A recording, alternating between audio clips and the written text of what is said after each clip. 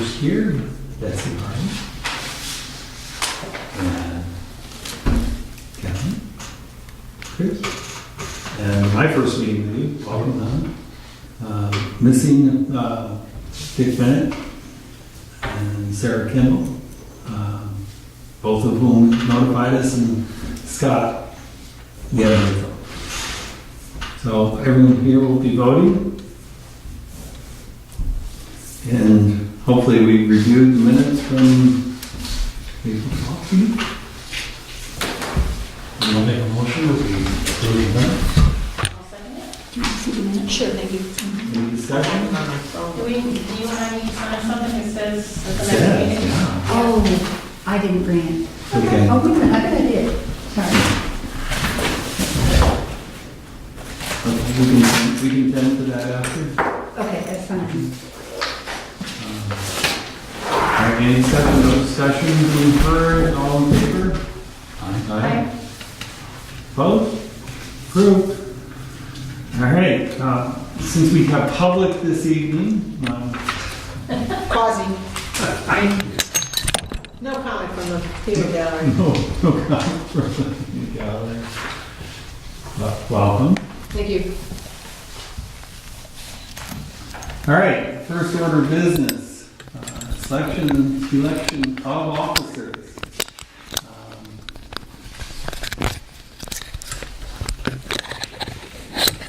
Discussion.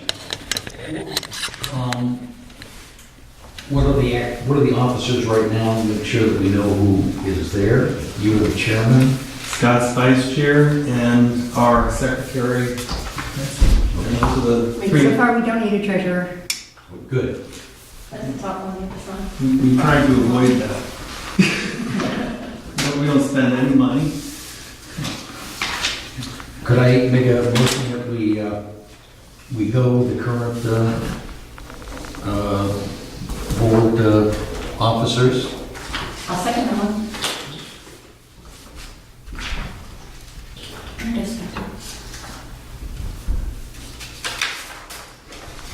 Is there any other motion?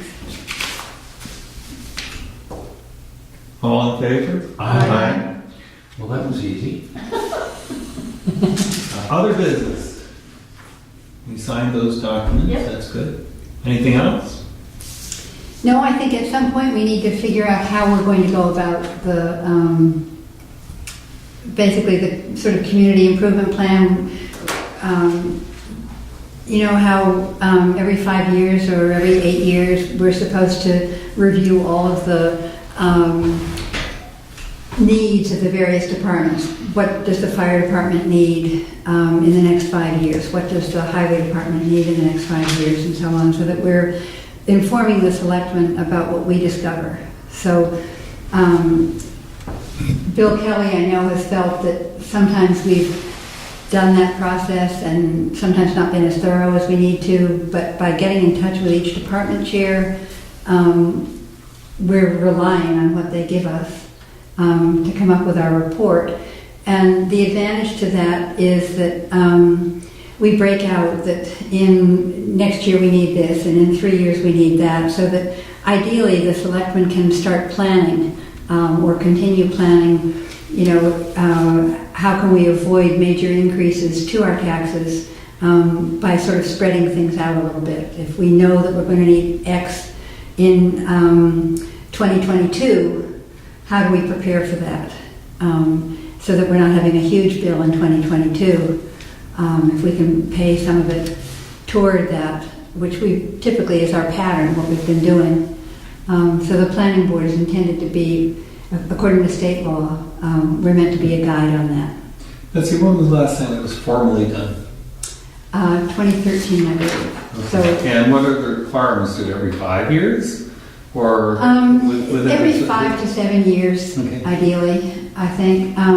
Because we did talk about this earlier, and one of the things I had thought we had said that was that we would focus on the affordable and Yeah. housing And as that our could be- primary activity this year.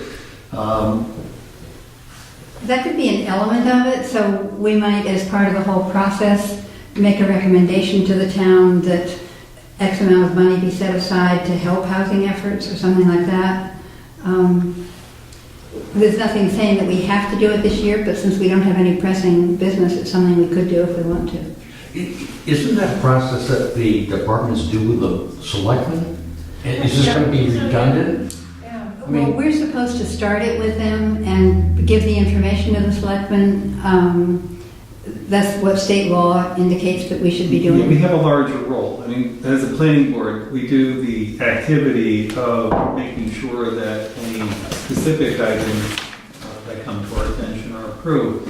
But we're also a broader body, and our intention for the selectmen to have a planning board is for us to provide a broader view of, or longer term view. They're dealing presumably with what's going on next quarter, what's going on with the next year, and supposedly we're supposed to be the input opportunity for them to broaden their view for 3, 5, 10 years. And that's what we do when we do the planning report, which we did last year. We finished up last spring. And that was a 10-year plan. But there's this other effort as well to identify what potential expenditures there might be that are associated with actually operating our town as a town. That's interesting, because I've seen the, when it goes for a school bus or a fire truck or whatever, I've never observed that the planning board is actually, maybe they're supposed to be, but have been involved in it. No, that's more transactional, I guess is the best way to say that, as opposed to taking a look at a much broader view. And no, we wouldn't want to step on their toes relative to that unless we perceive that, for example, the trend in Jackson was going to be that we're going to have 100 new homes being built in the next 5 years, and that's going to substantially change the whole nature of how we deliver education and services, which we obviously don't anticipate happening. But that's the kind of thing that a planning board would offer. We happen to be in an environment where status quo is more likely to be the case, so it's not as it's not as critical as if you're in like Manchester or Concord or even Carmen, where the dynamic can be much different. So in reading this handbook that we got this year, I discovered that the requirements for setting up a capital improvements program, which is what it should be called, is something we've never followed in the past and apparently should be. So, but to continue what Bill was saying, it says that because we're the group that develops master plan goals, land use ordinances, and economic development plans, supposedly, we're the group that ought to initiate the planning. But in order to do so, we have to get an article to the town meeting, for a warrant article, for the town to authorize it, which we have never done so far as I know. It says the local legislative body is authorizes the planning board to prepare and amend capital improvements programs only in municipalities that have adopted a master plan, which we have. So we can't do that this year apparently. We'll have to wait till after next March. That's right. I think I recall looking at that, because we talked about this last fall, and we said we weren't going to do it this year. Okay, And so it was like, okay, well, better memory than I. Super. So I can give a brief report on where we are right now with the whole housing idea. Scott and I and the planning consultant groups that we've hired, that the town has hired, have met with, probably a good 45 or so people over the last 2 weeks in town. And we're going to have one more meeting, at least, if not more, on the 21st of May, talking with people about what they perceive about Jackson's housing for themselves, where they are now and where they'll be in 10 years, and for do they have family or friends that they know haven't been able to move here or to stay here, and what are the obstacles, what are the barriers to people being able to be here. So we've had input from a lot of businesses and some individuals of varying ages, young, old, etc. Getting a lot of information, and the planning consultant we're sending all the information to, and they're going to be sort of tabulating and not quoting any person directly, but saying, X% of people that were interviewed felt such and such about this and that. And then they will also have a survey that they'll be distributing in paper and online through the town website, inviting people to answer questions, make suggestions, etc., about housing issues here. And then on June 12th, it appears, we're going to have an evening meeting. It may be something like a potluck. We haven't really decided how we're going to try to bill it, but we're hoping to have some people providing childcare in the Whitney Center, and an evening meeting, probably 6 to 7 or 6 to 8, where the planning consultant will be here to present the findings of how people in Jackson see housing, what the needs and wants and hopes are, ideas about housing opportunities here. Will that meeting be Jackson E-News and the whole nine Yes. yards on that? It'll be really welcome to the public, and it won't just be Jackson residents. It'll be anybody who owns a business here, or it could even be, we're really welcoming people to participate. So there have been some people, for example, who've lived up at Ann Peterson's places at the Spruce Mountain Lodge, who worked at AMC for a batch of years and lived there. And then when they had a family, had to move, but have been looking for opportunities to come back to Jackson. And there's some pretty creative ideas on what they'd like to see. You see any particular trend at all from, are you talking to people that might work in town but are out of town? Yes. Okay. Perfect example is people from the Snowflake Inn. They have one person who lives, or several of their staff live up in Berlin. One of their head people lives down in Brownfield. So getting people here on a snowy day or sending them home on a snowy night can be pretty difficult. Right. So yeah, we're hearing that from a lot of people. And we're hearing that some businesses are simply not able to provide the staff that they need in order to serve the clientele that expect to be served there. I found that a lot of service people in town are from Gorham and Berlin. Yeah.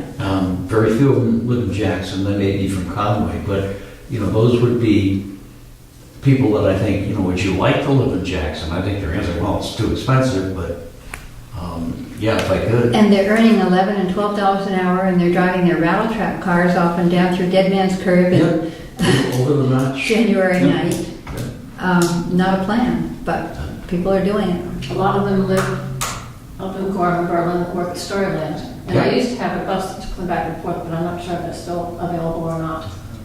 And, Yeah. but they come down here because there isn't work. There's no work. Yeah, Storyland is interesting in the way they provide for their employees. They have the old Linderoff Motel where their employees can live. We just don't have those kinds of opportunities. But we were speaking with Doug Fischera, people from all over the map in terms of town connections. And one of our questions, of course, is what other towns, what types of housing ideas have you seen working in other towns? So we're trying to tune into that as well and see what we can make work here. It goes across a lot of resort areas, they have the same problem. Absolutely. I mean, where my daughter lives, they have the exact same problem. And they don't have any solutions over there either. And of course, some people say it's a wage problem, and granted, New Hampshire has the lowest minimum wage of the 6 New England states. That's difficult. We can't solve that. Oh, and even if you were to fix that, so to speak, making $15 an hour, you're still not Jackson No. level purchase. Yeah. But there are some parcels of land that are on the market or coming on the market that could offer some opportunities, and we need to be contacting people and talking about it, asking what they plan. And of course, a major problem that we have is that some 55 or 60% of our residential structures are not occupied by residents. And so many of those are with Airbnb or other short-term rental programs Or vacant. or vacant. That makes it so difficult for people looking to rent or buy. But I know I've talked to the building inspector, I've talked to contractors, and none of them see that we are really ever going to have workforce housing in Jackson because of the cost. When I worked on a house 3 years ago, I mean, the people paid $400 and something thousand for the property. They just about tore the whole house down and we built a whole new house there. Right. And Snowcroft, I did the same thing. They paid $340, something like that for it. 280, maybe it was just under 3. Basically, that's all been redone. Nice view. Yeah, Sounds like but perfect, the yeah. cost. And I talked to a fellow in one of the supply houses that I deal with, and he told me what his income was. And he said the maximum he can get a loan for is $140,000. That's even hard to find a property in Conway for that. Yeah. Yeah. You know, a lot of the folks who might be prospects for the housing that we're looking at, the top's really like 220 even. Yeah. Mhm. And you can't find anything around here for 220. No. Right. I mean, that's tops, and it's like, Yeah. and if that's their top, and Kathleen Sullivan Head came in with all sorts of data from the last, 3 or 4 or 5 years. So all of that kind of information is helpful. They will be tabulating it and see what comes up with what people are missing, what they're hoping for, and so on. And then I don't know what solutions might be found, but I mean, even if it's rehabbing some existing buildings. We were talking with Mary Howe. It's possible that somebody might want to do something with Overlook. Now, granted, it may need to be torn down, it may be too far gone, but they're interested in, or she is interested in looking at things. I've also heard that, some of these places that are tear downs, basically, somebody comes in and puts a $400,000 home up there. And that's what happens. And within the past 6 months, we've had 2 separate customers come in and they rented these houses, over the winter time, and they said to the people that own the place, when you want to leave, can we be the first to bid on the place? Right. And they're upwards of $400,000 and $500,000, and they're not year-round people. Right. And it's hard to really combat that, talking about a $200,000 home. Yeah. It doesn't work. Yeah. I mean, all the wishes in the world aren't going to make it happen. But there are opportunities with Habitat. Granted, that's a very limited, sort of 1 building a year or maybe 1.5 buildings a year. They would love to get active in Jackson. People are suggesting, to some extent, having some other development, kind of like Spruce Mountain Lodge, finding a place that would be almost sort of a commune where there'd be small houses and a large central kitchen, meeting room area, maybe solar at one side and community gardens at another. So there've been talks about all sorts of ideas as to whether there's any developer that would come forward and actually start the construction as the land were found. That's going to be a big hurdle too. From what I understand, they're all busy right now, and they're not about to give it out of the goodness of their heart to give somebody a break. Yeah. And Jerry's talked to a Habitat for Humanity person too, and he said that if you can find me a piece of land that has sewer and water in it, and can put 5 houses on there, Yeah, then we're it's in. worth our effort to do it. Yeah. And he said, and it's affordable, but he said otherwise, if you don't have that piece of property, Yeah. and somebody to build it. I mean, they'll build it, but they only do 1 a year, maybe they turn it along. And that's the question of, he said, we have to bend over backwards, I think, to be able to let somebody in Jackson, that works here, as opposed to somebody else coming in. I mean, they have their own mortgages and everything else that they give out to people, so they have to reach a certain requirement. But there again, sewer and water, and then you're up to $200,000 or $100,000, and it seems like, I think I've mentioned this before, sometimes it's better to look outside of Jackson to look in the valley, I think so. and there's places in Conway that do have that, and Possibly Bartlett too. yes, So would Jackson want to contribute to make that happen? well, I've said that before, Yeah. probably not, but you know, you never know. Yeah. But I know it's very difficult to get help in here, but it is all over in Easton, North Conway too. I mean, they have brought over Europeans to work in Storyland, and I think they still do. Yeah, if they can this year. Mm-hmm, Yeah. yeah. But I And think where my it- daughter lives, they've had Jamaicans come up. I mean, they send money home because it's important to them. They come up every year and establish themselves for the summertime. No, it takes somebody like Ann Peterson though. She did a fantastic Oh, job yes, up there. yeah. And it would take somebody like her to Mm-hmm. do it again. She's also said, finding the property, I'll do it. Yeah. Yeah, well, And she's also concerned about what happens when she dies or can no longer manage the property or whatever. She wants to be sure that there's a way to be able to leave it. So that is, again, the idea about a Jackson Housing Trust being formed that could take ownership of that. And then we'd need, people willing to monitor and make sure that it meets I don't think there's whatever. something from the town though that should be involved in the housing. You don't think what? I don't think the town itself should be asked to do that. No, but a Jackson Housing Trust group that's a nonprofit organization kind of. 501c3. Yeah. Could do that kind of thing. It wouldn't be easy, but trying to meet, whatever requirements she set up on who would be acceptable and what the rent would be allowed to be and so on. Trying to maintain that and make it work wouldn't be easy, but Even the exchange students, and of course I've been in a few of these places, and they pack a lot of students in a small building. And they're discussing. And they really should be doing what they're doing. Mhm. yeah. Mhm. Yep. Well, several places. like And that. that's a problem too, I think Kevin Bennett was talking to us about having recently seen the fact that a particular property was a two-bedroom rental, two-bedroom housing unit. He spoke with the owners about that, and then within a week, it was advertised as a three-bedroom rental. And yet, he said that when you talk to the state about it, it's not something the town apparently has control over, but you talk to the state about it, and they don't do anything. Yeah. Yeah, he's So pointed that's that very out to me frustrating. before, a few places in Jackson, I can't see why people can't do something about that.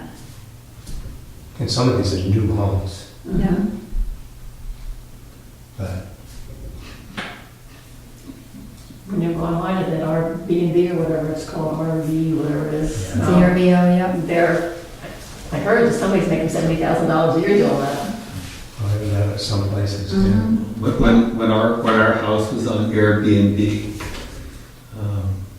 it was listed as sleeps 12, pet friendly, Yeah. $545 a night. Now, it just so happens that it was not listed by someone who owned the property.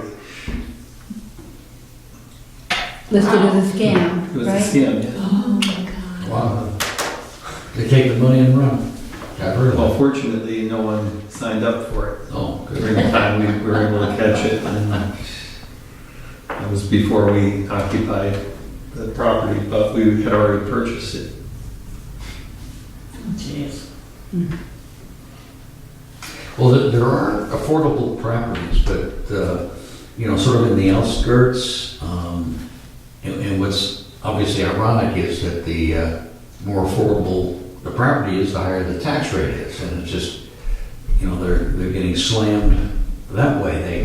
What do you mean, the more affordable? For the tax condominiums rate? properties, for example. yeah. Well, if you take a look at Gorham and Berlin, Oh, I see what you're saying. I thought you meant in Jackson. No, Okay. no, it's, what is it, $11 in Jackson, it's 32 in Berlin, but you can buy a house rather cheaply up there, Yeah. but you can also buy houses in Tamworth and Madison, Mhm. Albany that are affordable, Mhm. and the tax rates there around, $20 or something like that. It's more reasonable, yeah. Yeah. more reasonable, but, you know, was our Hales location, what is it, $7 a thousand? But, you know, what's the minimum house there? $500,000. Hart's location is pretty good, Bartlett is pretty good. I would think that the town that should be focused on is Bartlett. A combination of, they've got some land, they've got a very reasonable tax rate. I believe it's because of maybe story land and Attitash, I'm just guessing. But you know, I think people would be very happy to live in Bartlett. You know, maybe happier to live in Jackson, but I think Bartlett is reachable. But we have no control over that. Well, I know we don't, but I'm saying, let's not maybe spin our wheels if, you know, if we can cooperate with Bartlett on something that might be a lot more reasonable. And then what happens to our community, our school? What happens to our fire department? What happens to, you know, the mix of people that we've enjoyed here for years is disappearing. Is there any way we can reclaim it? Somehow you have to lower the property values then. Yeah, it's just, It's not gonna happen. I think you can try to reach too high and not make it. I would, you know, Bartlett is a much larger town, if I recall. Right, 3,000 residents. Well, I mean, About just, 3,000 or I something. mean, Physical plant. the physical plant. Well, it's not larger, it just has fewer acres that are not national forests. Yeah. Right. And conserved land. We have, even privately owned property here is exceptionally conserved. So, anyway. Which is why we decided we would get outside consultants to look at it instead of us looking at it with our limited view. But, you know, I don't think the character of Bartlett is that much different. We can't see it, I can't see it. And again, I think people would be very happy to live there, and you know, we're pretty close communities. But as a planning board, to the point around the capital improvement and 10-year plans, trying to figure out what does our community look like, how are we planning for our community to sustain itself as a community, what are we doing to do that? And if we're not looking at some of these things, we're not doing anything. Right. So we have to at least look at it, and maybe the answer is as you've described, that there's nothing that we can do physically to do something to sustain the community with the balance of people that we've had in the past. And if that's the case, what does that mean for us? And then what do we do? And how do we draw that out 5 years out, 10 years out? Well, Betsy was saying about the school. My daughter's president of the school board over in Bolton Landing, up in Lake George area. And what they've done, they faced the same problem. They have a school that's, now they have preschool for 3rd and 4th graders up to 12th grade in the one building. And there's less than 200 kids in that school. And in order to get more kids involved, they had the preschool put into the school. What they've done with anybody that works for the town, they have a really high rating in that school in the state. Anybody that works for the town can bring their kids for free, no tuition, to the school as saying thank you to the people that That's work pretty for cool. them. And I thought that was a tremendous idea. Yeah. Now, when that was proposed in Jackson, people were dead set against it, figuring we don't want to give, you know, that kind of benefit to our employees. How do Well, the problem was, I really think it wasn't marketed correctly. So I what- really think it needs to be what would be a marketed to way the to- people. I haven't thought about that myself, but I mean, it needs to be marketed differently to the people, to the town's residents, the importance of it and everything else. Because this whole valley doesn't think too highly of schools, so, you know, and the teachers and the pay and everything else, but it was a thank you to the townspeople that work in the town. And they can send now they do have a caveat to that, for special education. because there is some children in their school that have to have a bus that goes down to another town for the special education, so that is addressed. Yeah. I didn't ask her what it was. That's somewhat addressed, I think, with our current policy of the teachers being able to have their kids attend. Mhm.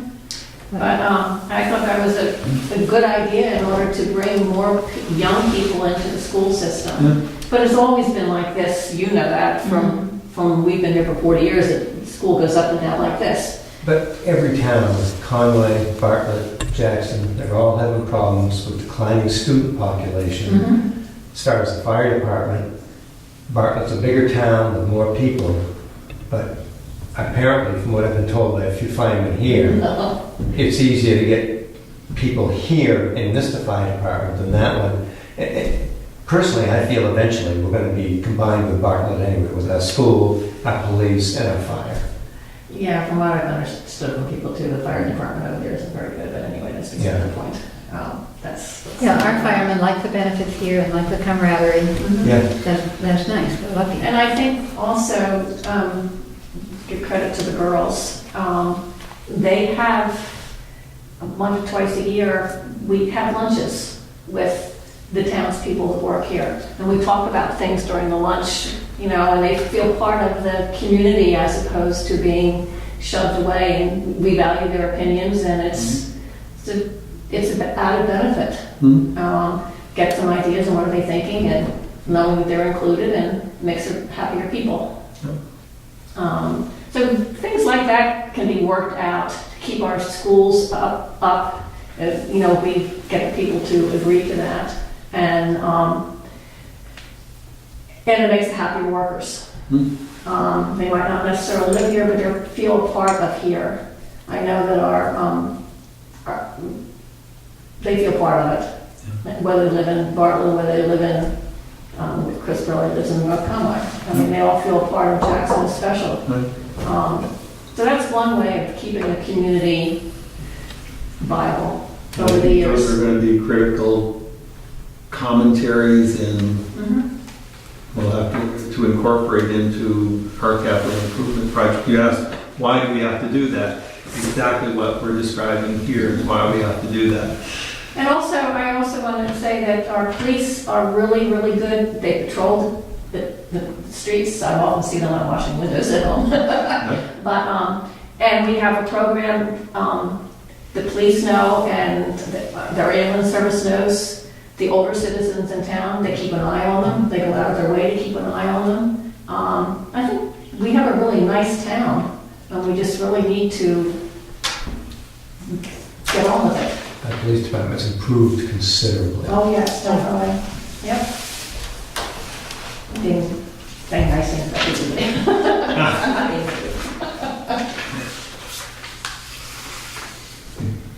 Like the tenor of the conversation we're having, I think we are done for this evening. I hear a motion to adjourn. I'll make a motion. All in favor? Aye. We're done, thank you. We're 7 minutes late.